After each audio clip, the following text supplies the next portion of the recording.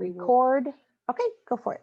So we're convening the meeting at 3:01 and under the governor's executive order in 2920, this meeting may utilize teleconferencing as a precaution to protect the health and safety of staff, officials, and the general public. SWAT members will not be physically in attendance, but will be available via video conference. There will be no physical location for members of the public to participate in the meeting. We do encourage members of the public to shelter in place and access the meeting online using the web video communication application Zoom.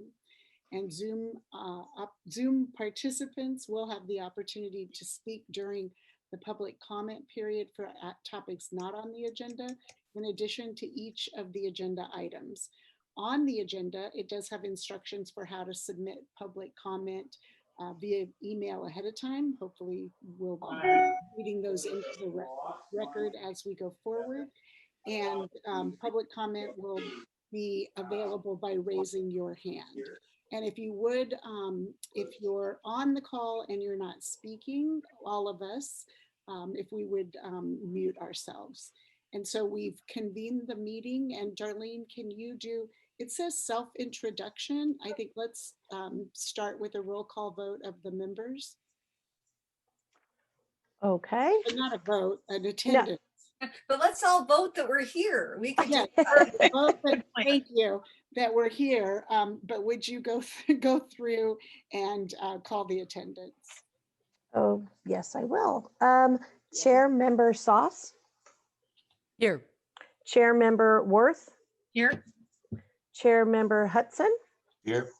Chair Member Anderson. I'm here. Vice Chair Stepper. You're on mute. Right. Okay. And then Chair Geringer.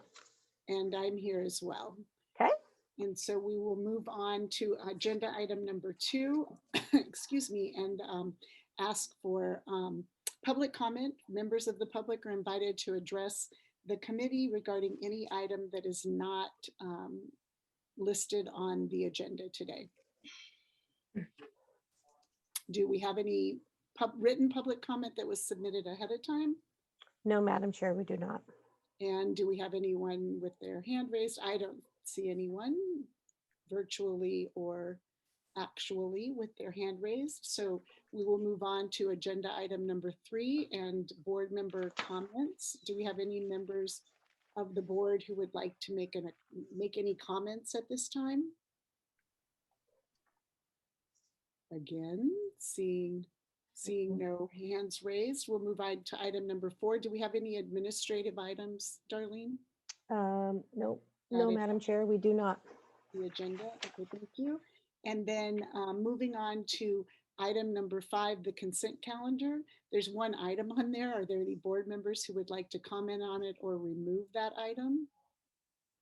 Are there any members of the public who would like to comment on item 5A on the consent calendar approval of minutes? Do I have a motion to approve the consent calendar? I'll move the consent calendar. Okay, Second. Sorry, minutes. That's okay. Motion by Stepper and second by member Sauce. Darlene, will you now do a roll call vote? Yes. Committee Member Sauce. Yes. Committee Member Worth. Aye. Committee Member Hudson. Aye. Committee Member Anderson. Aye. Vice Chair Stepper. Aye. And Chair Geringer. Aye. All right, motion passes 6-0. Okay, thank you very much. And thank you, Darlene.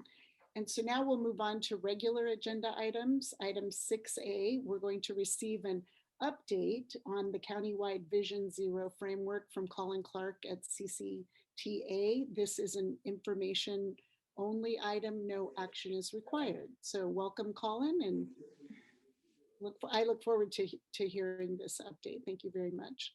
Thank you, Chair. I really appreciate that. Thank you, Darlene, and everyone for the opportunity to present to you today. Let me see if I can share screen. Let's see.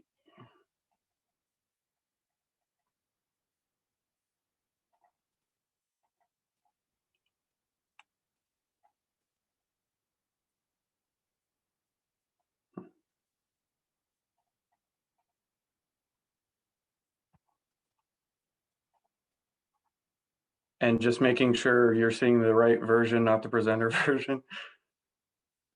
Great, thank you.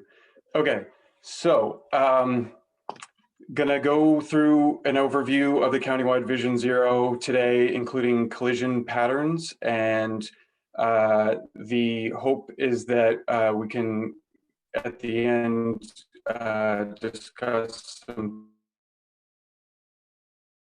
potential next. A bit of background. So the countywide Vision Zero framework, countywide bike and ped plan from 2018 that was adopted by the CCTA board.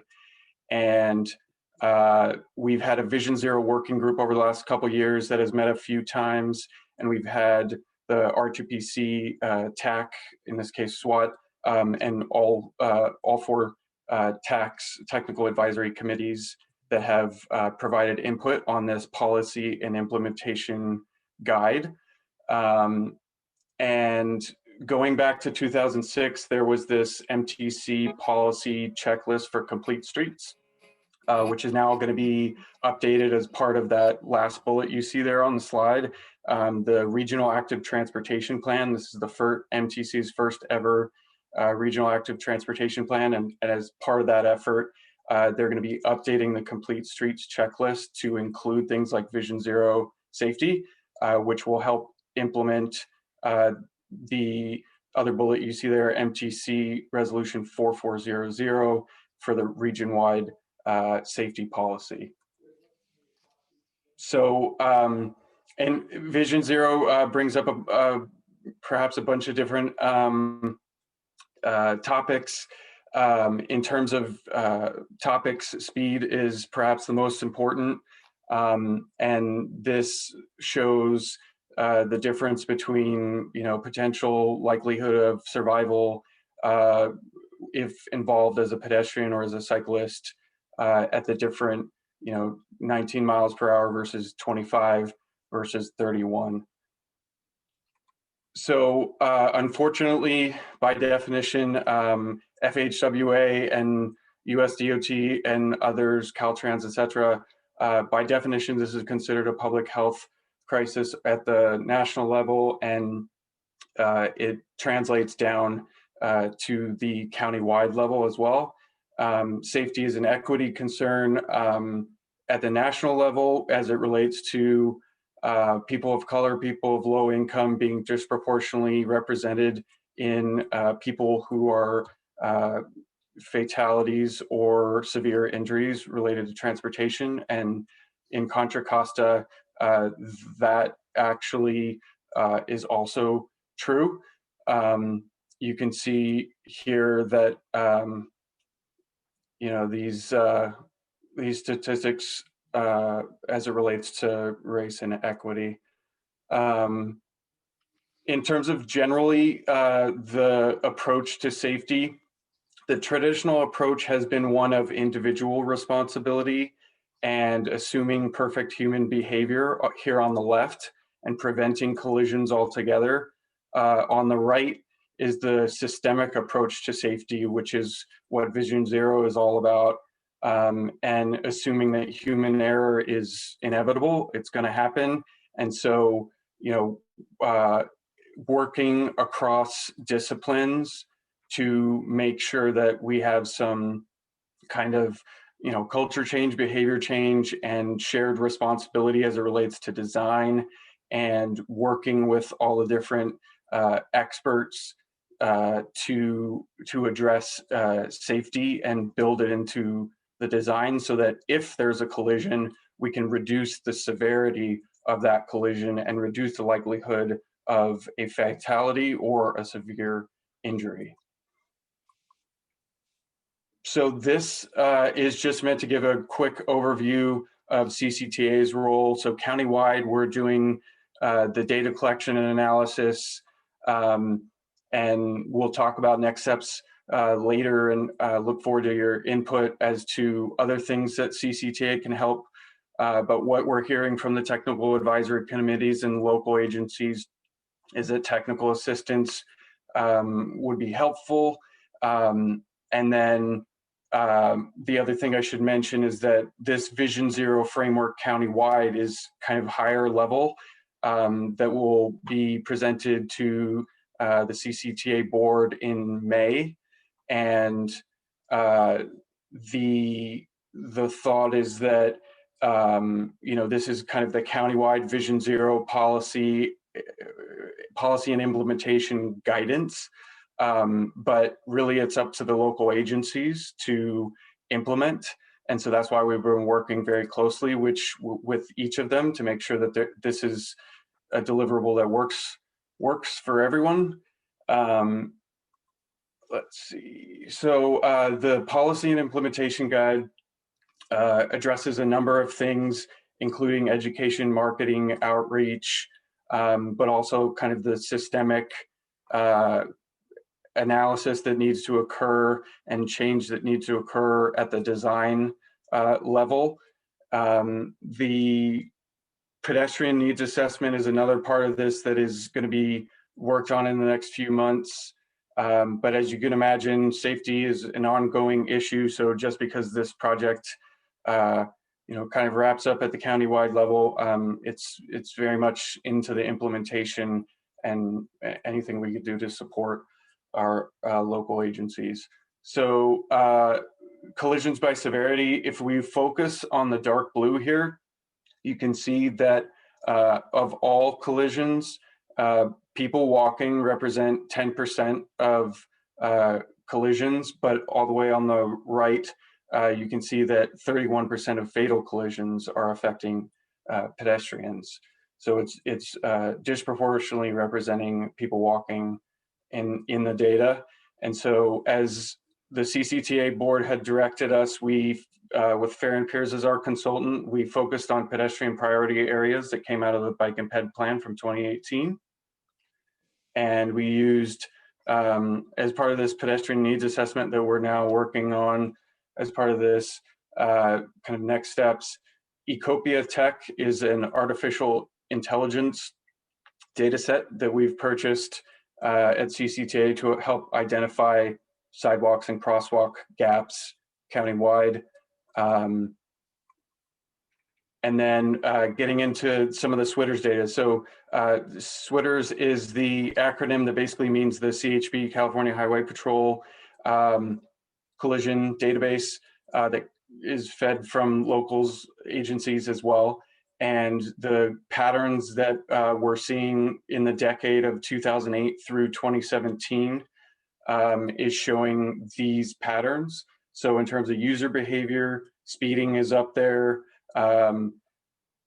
In terms of specific populations, transit priority areas, and seniors and youth.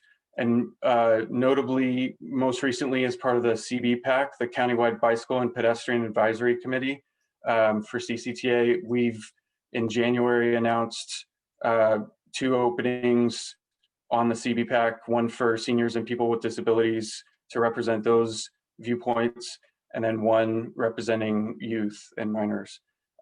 Transit priority areas, I'll just quickly mention that we're working with BART to make sure that they're a part of the conversation and have a seat at the table.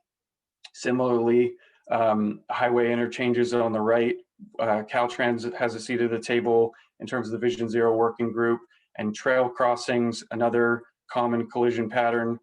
We've been working closely with East Bay Regional Parks to collaborate with them to address those issues. And what you'll find with the trail crossings is that the jurisdiction, sometimes isn't actually East Bay Regional Parks, it's the local agency. So it's anything that CCTA can do to help,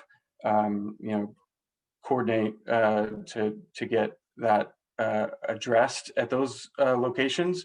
Channelized right turns, otherwise known as slip lanes. This is another common pattern, and unprotected left signals, left turns, and red light violations. So those are the main ones in that decade, and the policy and implementation guide is meant to guide local agencies with their input on this draft that we had provided to include best practices and include links out to sources so that it stays kind of up to date and fresh as kind of best practices evolve and technology evolves. And I'll go quickly overview of kind of countywide. There's only 3% of roadways countywide that represent a full 86% of fatalities and severe injuries. So, you know, that could help inform, you know, funding decisions as to where to kind of focus resources. If you know, the goal is to reduce, you know, to achieve Vision Zero in terms of fatalities and severe injuries. So in terms of the sub-regional share, you can see I've included here the different areas of SWAT, if this is of interest, for the collision concentration countywide. So you can see that the Tri-Valley area has something like 29% of pedestrian collisions. And I can come back to this. So I'll just quickly go through an overview of the pedestrian collision locations and bicycle locations countywide, and then getting into kind of the South County area, pedestrian collision locations from 2008 through 2017.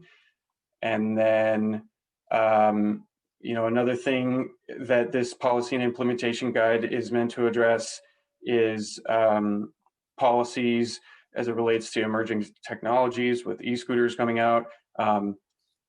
Another thing that CCTA is working on in the coming months is a countywide micromobility policy, so that we can work together and collaborate to have you know, somewhat consistent regulations countywide, and that's another recommendation that came out of the Bike and Ped plan.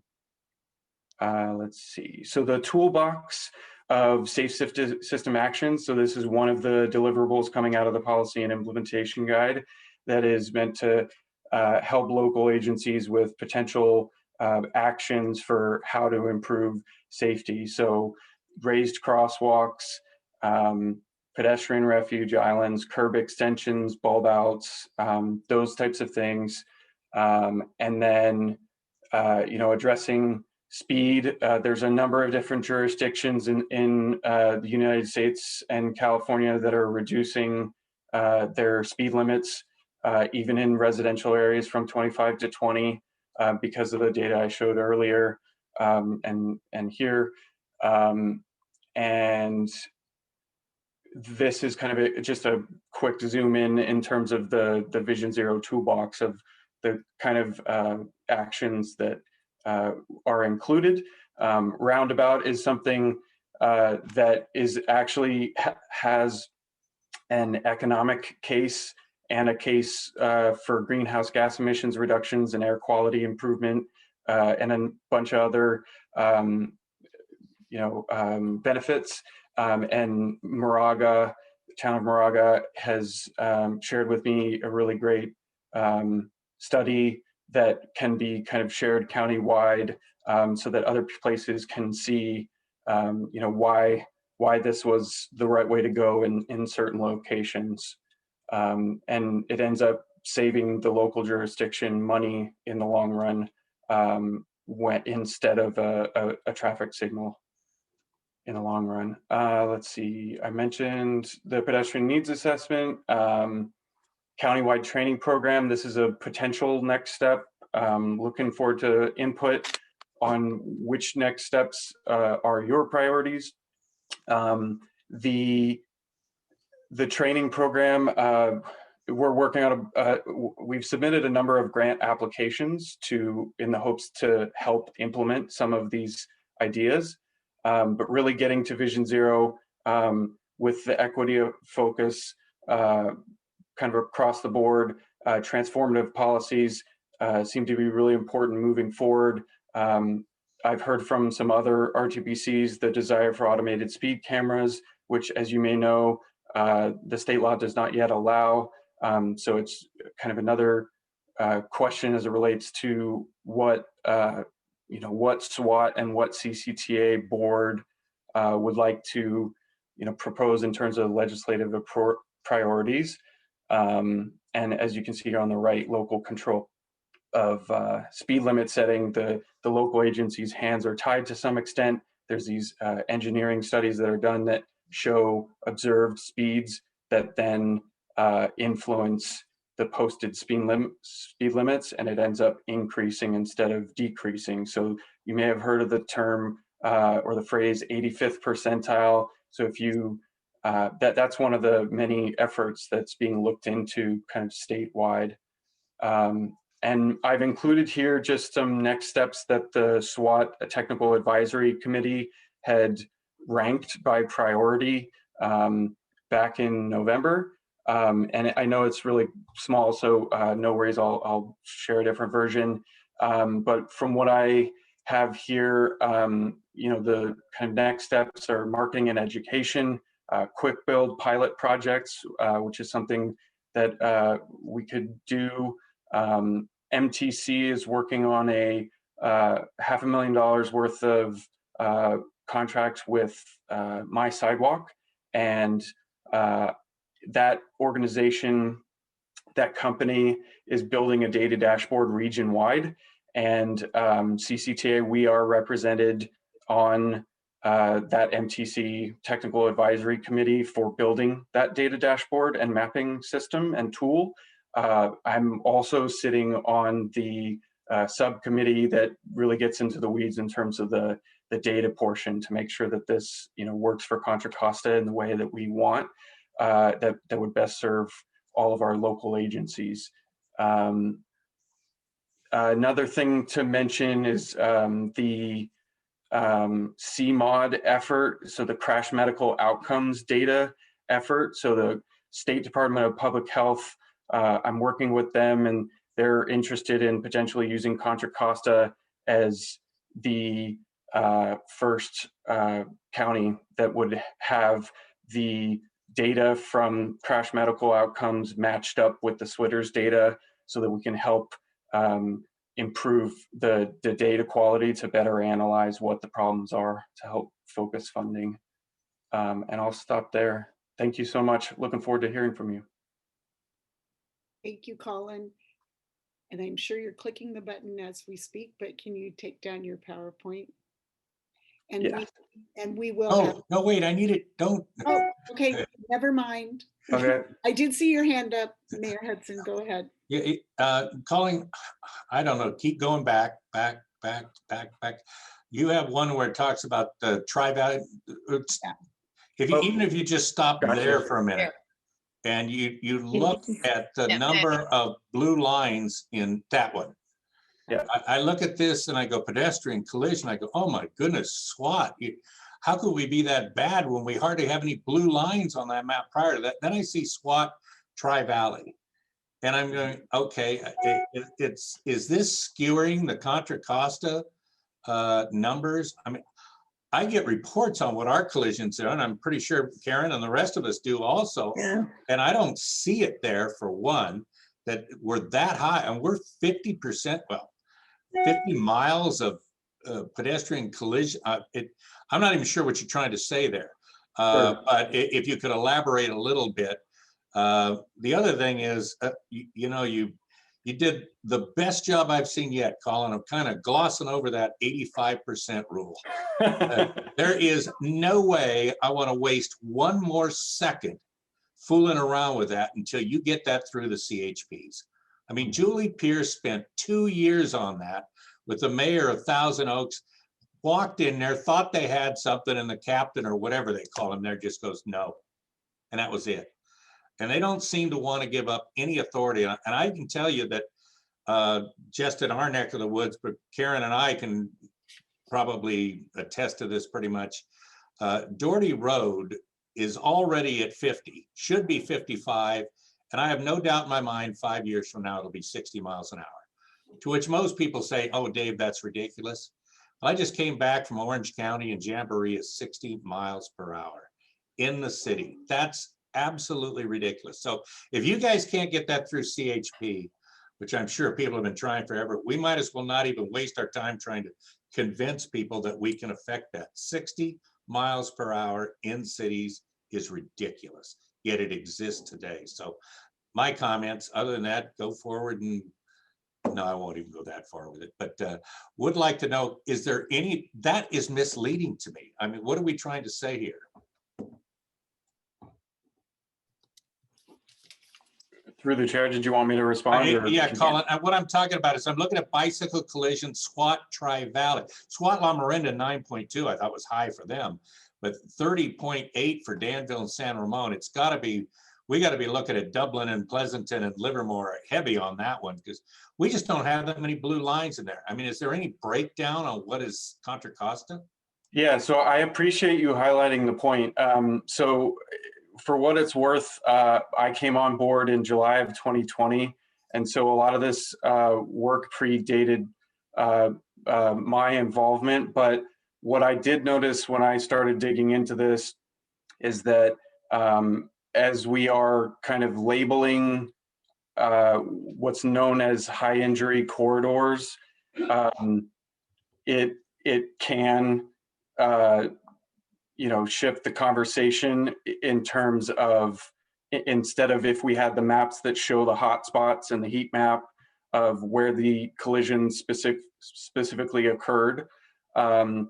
So, the data then kind of gets extrapolated, but, Fair and Fears, they're experts, and, they've kind of labeled these high injury corridors accordingly, and I can certainly look more into it. And then I think there was something, the 85th percentile.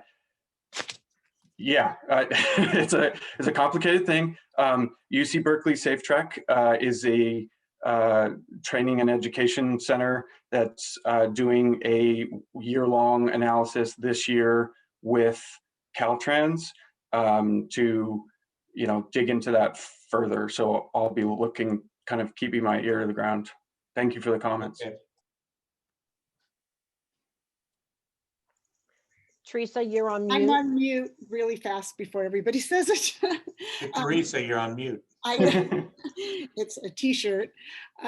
So I don't know if you noticed in the chat, but Darlene, this Zoom had a 40-minute limit, and we are right now at the 10-minute mark. So we can do one of two things. We can take a few, Darlene went in early, so we're about to jump off. I'm looking at her face. Yeah, we're down to 5 minutes. Why don't Okay. we log off and? I was just going to say, we're going to log off, Okay, come back in, and we'll pick up. And I believe that member Worth had her hand up. And then for members in the public, we will definitely give you an opportunity for public comment. So with a Yeah, and I had, we're heading out and coming back. The same link. Yes, please. Yeah, the same link that I sent out. Yes, please.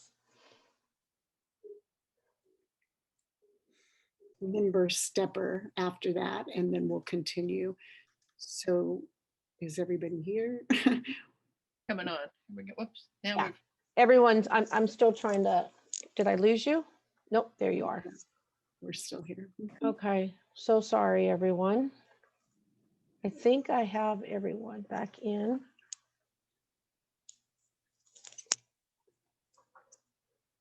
Looks like, yeah, we're pretty close to the same number we had when we exited. Yeah. Amy, if you want to go ahead. okay, great. Thank you, Madam Chair. Well, Colin, first of all, thank you for this report. Obviously, it's going to prompt a lot of questions, and that's the whole point of bringing this forward at this point. I wanted to follow up on some of Dave's points and then add some, just in terms of the report and where we go from here. So first of all, would you mind recapping okay, maybe it's best if I just run through my questions and then you can answer them however you would like. Some of them may take more time. So first of all, where are we with the timing of this report? In other words, what more input will you be receiving, and when do you anticipate it'll be done, and what kind of really will it do? The second of all, on the data, I think it would be very helpful to have a much deeper dive in terms of the data when we're even floating this information in a meeting like this, because of course these bike trails do have probably higher incidences because they have so much more bike traffic than our typical streets and roads. So it's a little bit of it doesn't really present the clear problem that we're facing, because it seems to me, obviously, in our communities, we're looking at, the intersection of pedestrians, cars, and bicycles. And if it happens on a city street or a bike pathway on a route to schools or a route to transit, there are kind of different frequencies and impacts. So I think it would be really helpful to get a real clear sense as to where, looking at our goal for Vision Zero, where those problems are occurring.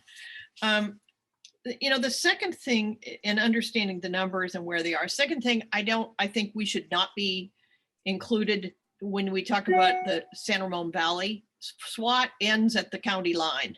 So I would hope that Fair and Peers is not aggregating data for the Tri-Valley along with San Ramon Valley, even though, of course, there are a lot of working groups. There's a lot of close collaboration. Statistically, it's different. The other thing, La Miranda is just one word. It's kind of a made up word, but so thank you. And it does represent, in our area, we have a number of bike paths that link our, the three communities. So it's an appropriate way of defining it, but it would be helpful. The challenge too, and I'm wondering if the report will talk about this. Dave mentioned, the 85th percentile. The challenge as the relationship between cars and bikes and pedestrians has changed over time. How do you provide the ability to make traffic decisions that will, benefit and make pedestrian and bicycle experiences safer? And of course, one of the things that cities run up against, and we all have experienced this, is when you're trying to address particularly things like safe routes to schools through neighborhoods, the bike and pedestrian resources in local communities, all the issues around, not only the 85 percentile, but also, the things like the Caltrans warrants on, stop signs and traffic calming measures. We tend to have limitations as to what can be done in terms of addressing, especially neighborhood traffic concerns where you have, people on bicycles and walking. And of course, with people home now, we're hearing much more from our community residents that are become aware of the traffic and are asking our cities to, make initiatives, pass initiatives, approve investments that will slow down traffic. And then I'd love to have more information on the Berkeley, on the Cal study. I would hope that they would be working at, maybe they're just doing speed, the percentile issues, but it would be really helpful. And if if there's something related to some of these other traffic calming initiatives. And just finally, from a legislative standpoint, I know that Vision Zero has been a real priority of the League of California Cities, and certainly there have been legislators that have continued to work to address this issue at a legislative level. So I just wondered if that's something too that the CCTA could embrace, along with which we probably are already supporting the bills. But so just a couple of thoughts. Again, I think this is really helpful. I think an important part of the work we do is focused on bicycle and pedestrian investment and safety. And finally, I think if we put this plan together, I think it would be really great if we could find some additional resources to enable cities to invest in some of these safety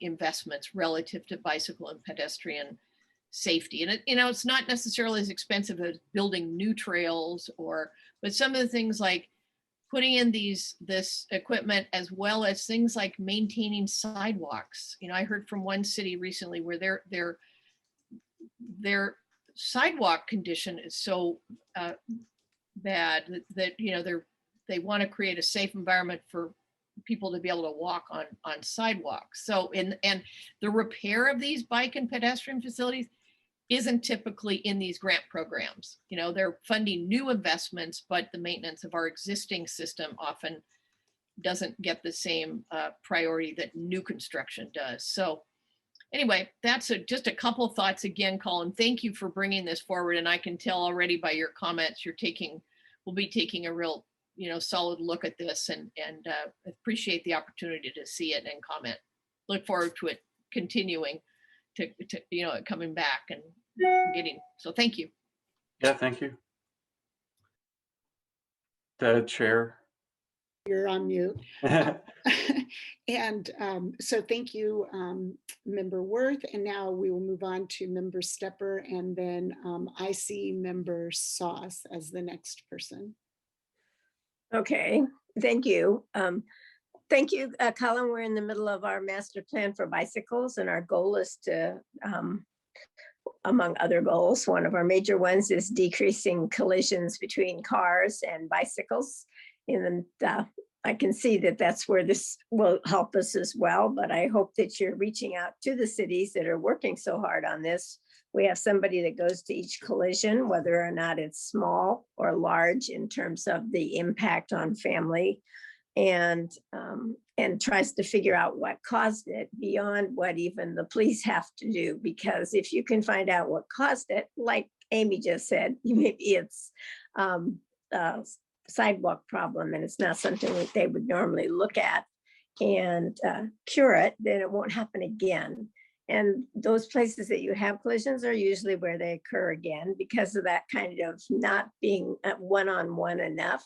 So I encourage you to be very specific on your data and examples so that people can actually see, yes, this study made a difference because we did these cures in Orinda, we did these in Danville, we did these in Martinez, wherever we're operating. So back to your third slide or something like that. That went through me. This one had to do with what race you are when you get hit.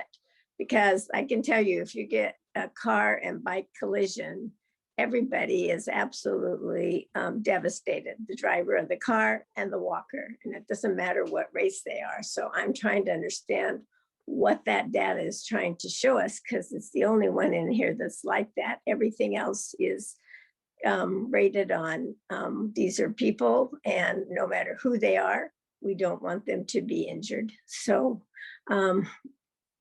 that's probably not the one that we were talking about, because I was surprised to see it. I can't move it, so only Colin can. So if you could look at that again, because it was like really early in your slides. And here it is, countywide collisions. I can see that is probably not reflecting this at all, because it's not what color you are, whether you get hit. It's where the injury occurred. And that's why I said we're looking at where the traffic collision is with the bike or with the walker, and not what this is showing. And so you want to make sure that what you do when you put a report together is put the most important things that are going to impact the most people and save the most people. And those will therefore reflect our race of our county, because that's what our county is representing everybody. So anyway, that's all I wanted to bring up right now. But I appreciate you're doing this now. And again, if you refer back to Danville's working hard as a city on this, but also outside as a bicycle committee with Al Kalin and his group in investigating each collision separately. So thank you very much. Thank you. Thank you, Member Stepper. And next we have, I see the next committee member who would like to speak is Member Sauce. If there are other committee members who would like to speak, I can't see everybody's pictures, so if you could raise your hand. And just a reminder to the public that we will be taking public comment once the committee members have finished their comments and questions. So Member Sauce. Thank you, Chair Geringer. Colin, thank you for the really good presentation. I have, can you go to the slide with the percentages by Keep going. Yeah. There was the one that Dave was that you just passed it. Okay. So my quick and dirty math on this was that if you take, at least on the pedestrian collisions, if you take the miles as a percentage of the total miles, right? That basically the percentage of pedestrian collisions basically tracks the percentage of total road miles, right? That is attributed to that area. And I don't know if the same thing is true for bicycles. In other words, from a sub-regional level, there's nothing that pops out as being out of whack with the percentage of road miles that area accounts for. Is that fair? Or Yeah, do you even understand what I'm saying? yeah, I'm sorry if I'm absolutely. not Yeah. being clear. No, you are. I appreciate it. I do need to look into this more because I really wasn't involved when the data was initially collected and analyzed. So I'll have to get back to you. Yeah, because I didn't have a chance to do the math on the pedestrians. Is pretty much tracks exactly as a percentage basis. On the bicycle collisions, I don't know. But so this is kind of interesting, but I guess what this chart tells me is that on a like a regional, an RTPC level, it's how many miles of road you have that is kind of determinative. So my question then is, and maybe this is too big of a question for a quick answer, is how do you get to one of the maps, Colin, that has the blue lines on it, the sort of the high collision areas? Yeah, that one. So how do you become that? How do you turn blue? In a non-political way. I mean, so there must be some slicing and dicing at a finer level of the data. And so I'm just wondering what is the kind of the formula for designating, for example, Moraga Road that runs from Moraga to Lafayette as a priority corridor? And yeah, and I'm writing notes as each member speaks. So thank you. I appreciate it. I will get back to you with more information. Okay, thank you. Thank you. And the next hand I see up is Member Anderson. And I just have a couple of quick questions. Again, a lot of good comments by my fellow commissioners on this.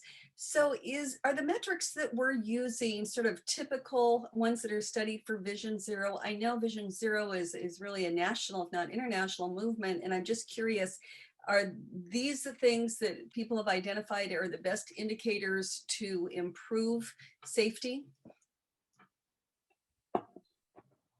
So let's go back to,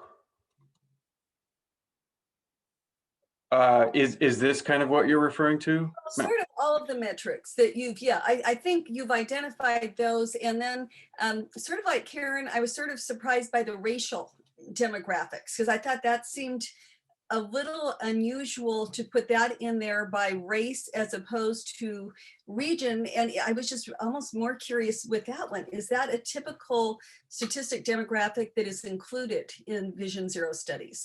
Yeah, so there's 10 core principles under Vision Zero, one of which is addressing equity, which includes socioeconomic status and race.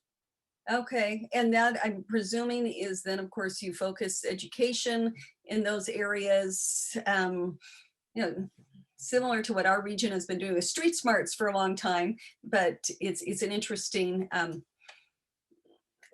statistic. And I don't know, I found it just surprising to see that gap in racial, the number of people of certain demographics that were being more involved in accidents. It just seemed a high number. And so, and do we collect at every accident the race of those involved also? I mean, do you know much behind that?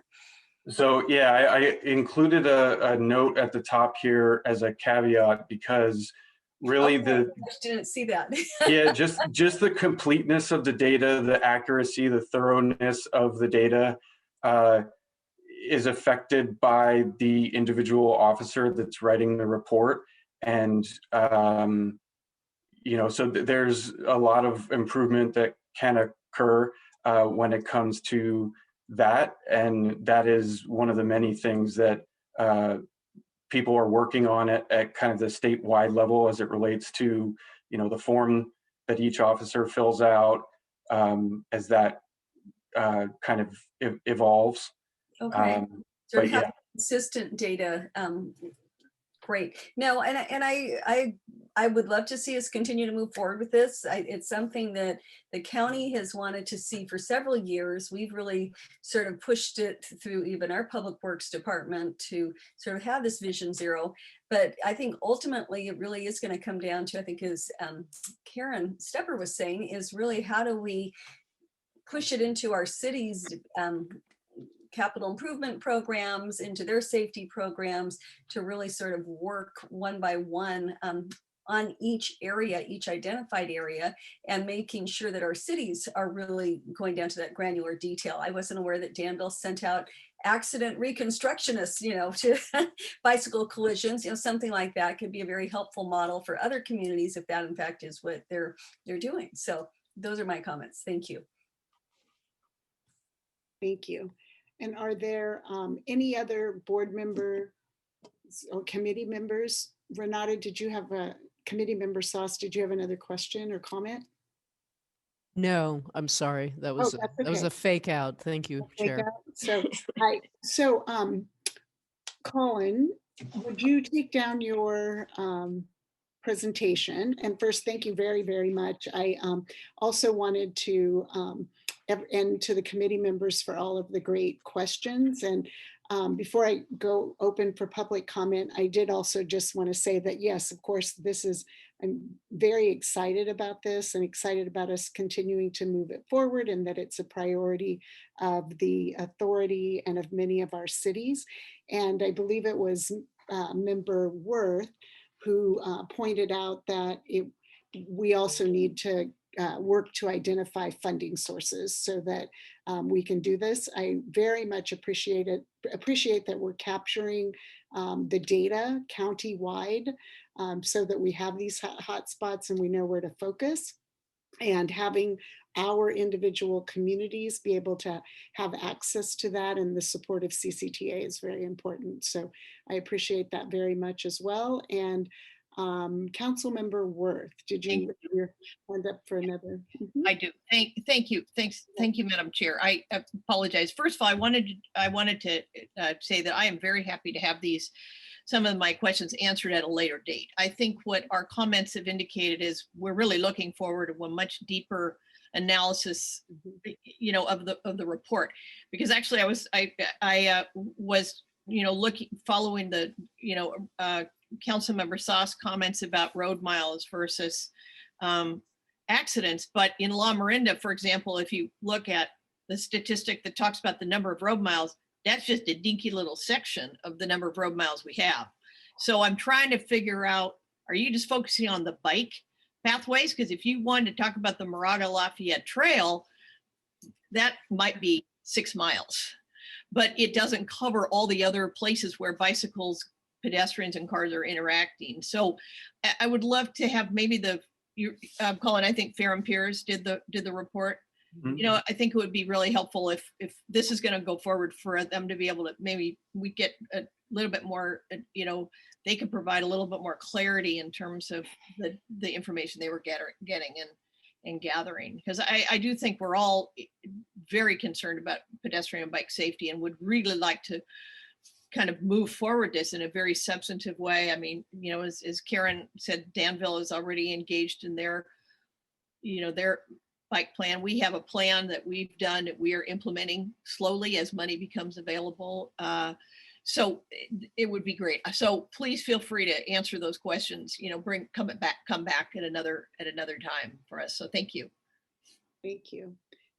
And if there aren't any more committee member comments, I will open to public comment. And I know that Kristen Altbaum had her figurative hand up. And so Kristen, thank you for being here. And now is the time. Thank you very much.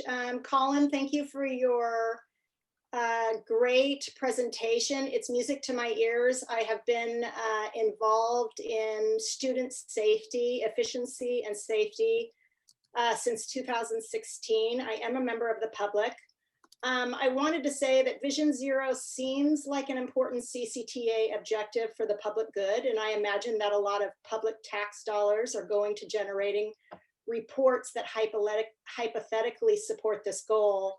But practically speaking, taking the terraces development as an example and the new gateway policy change we've been discussing at the intersection of Pleasant Hill and Deer Hill roads, Northeast Lafayette students and future terraces students, many of which may be lower income residents to Lafayette, are being left out of these Vision Zero goals.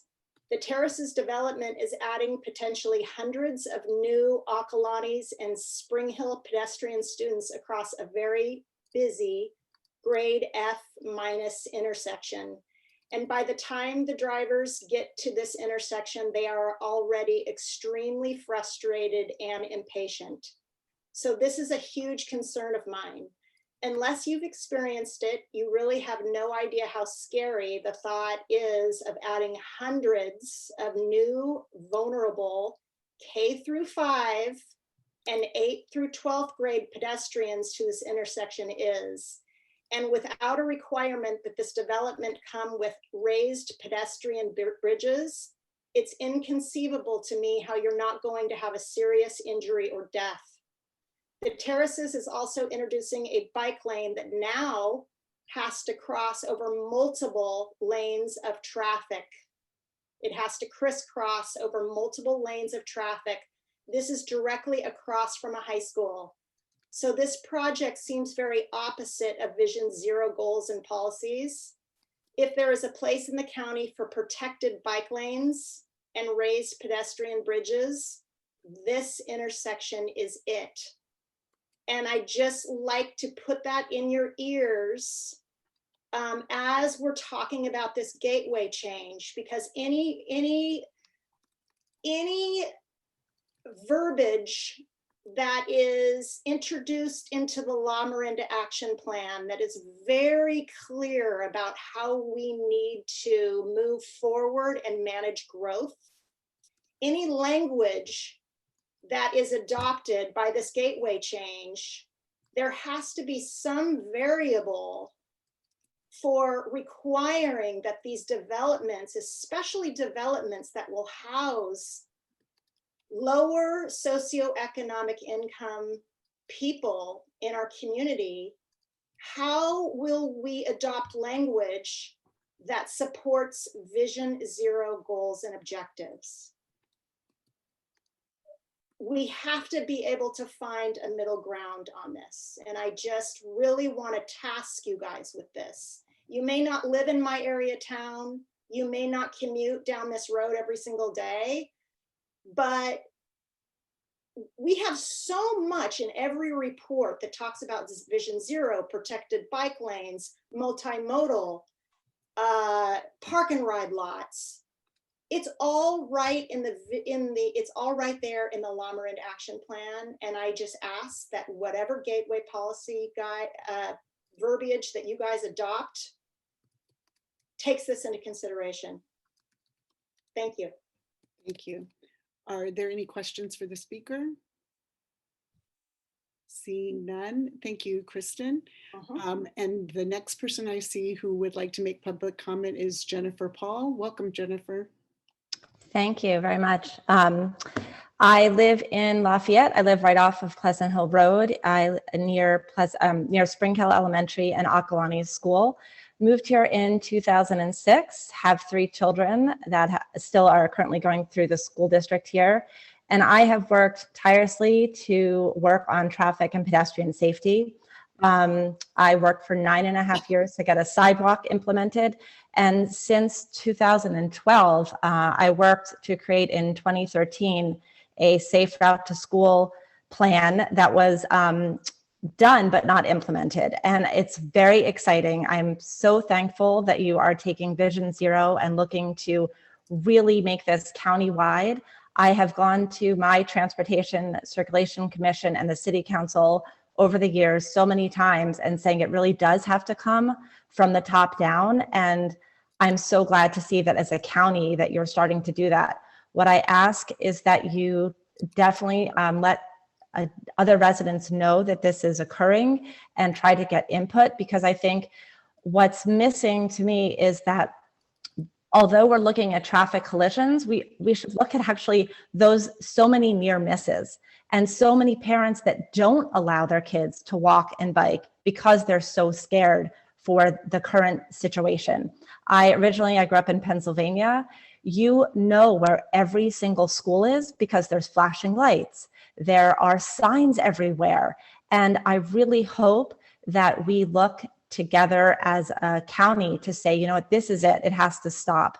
You know, we recently had a death just this summer in the city of Lafayette.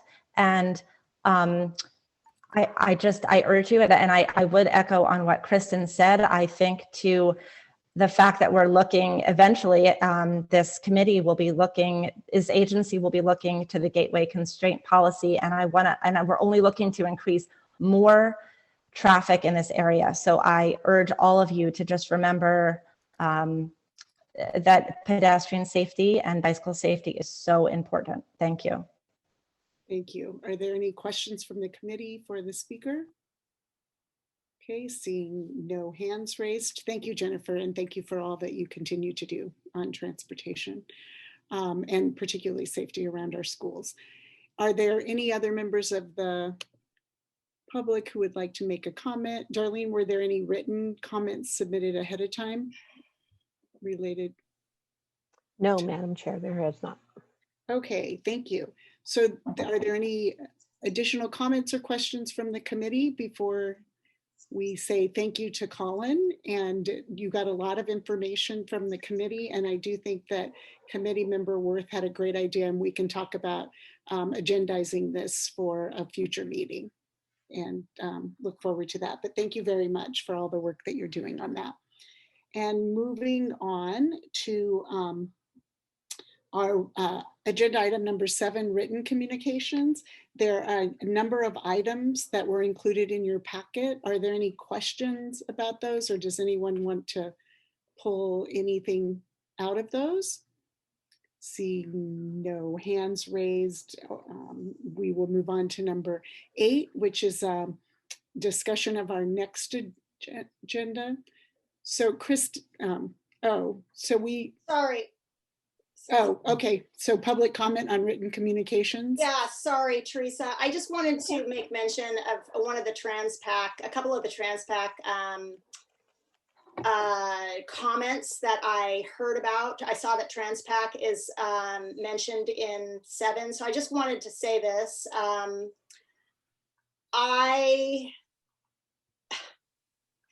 I attended the TransPAC meeting on the gateway policy, and I just wanted to make mention of 2 comments that I thought were just highly inappropriate coming from the TransPAC members, and just to let you guys know. One of the voting committee members, and I'm working to get a copy of this. I have not had luck getting a recording of the last meeting, but one of the voting committee members asked that said that he would go along with the gateway change, but he'd quote, and this is the best to my recollection, quote, prefer that the language be kept very vague because he wouldn't want this gateway policy change to be replicated in any other part of the county. So what's affecting us in Northeast Lafayette, he wouldn't want replicated in any other part of the county. Another voting member of TransPAC said that the gateway policy change, quote, doesn't impact us, so let Lafayette do what they want to do. Even though I had just spoken a minute prior and introduced myself as someone who lives in unincorporated county Lafayette within TransPAC with kids who have attended Lafayette and Occolani schools. And further, I mentioned that the majority of commuters going through this intersection are arguably folks who reside in Transpac. I'm just letting you guys know the people in the public are listening to these meetings. I want to know that what people say goes on record. I just think that if that these kind of comments are abhorrent, and if the public had been tuned in, there would be calls for their resignation. And, you know, I don't want to sound like a creepy person that's like trying to settle a score, but like words matter. And that was really, those were upsetting words. So with that, I'm done. Thank you for listening. Thank you, Kristen. And of course, there's a couple of pieces of communications related to this, and always encourage you to continue to submit, you know, public comment and to listen to the meetings and what we're saying. So moving on to agenda item 8 and a discussion for the future agenda. I think one item that we may be looking at is to bring back the Vision Zero. And then Darlene, did you have specific items that would be coming back on that, or since Lisa's not? Go ahead. Not at this time. Okay. Yeah. So if anyone has any other items that they want to have added to the agenda, you can say them now, or you can of course get them to Lisa. I don't have a list of the items that will be on the next agenda in front of me. We do whatever Teresa tells us. Yeah. There you go. And any other items before we adjourn? Okay, well, thank you all very much. And Darlene, thank you very much for setting up the meeting and keeping us moving forward. And we will meet again on Monday, April 5th at 3 p.m. So thank you all. Have a great day. Thank A great you. week. A whole Yep. great month. Thanks. Thank you. Thanks.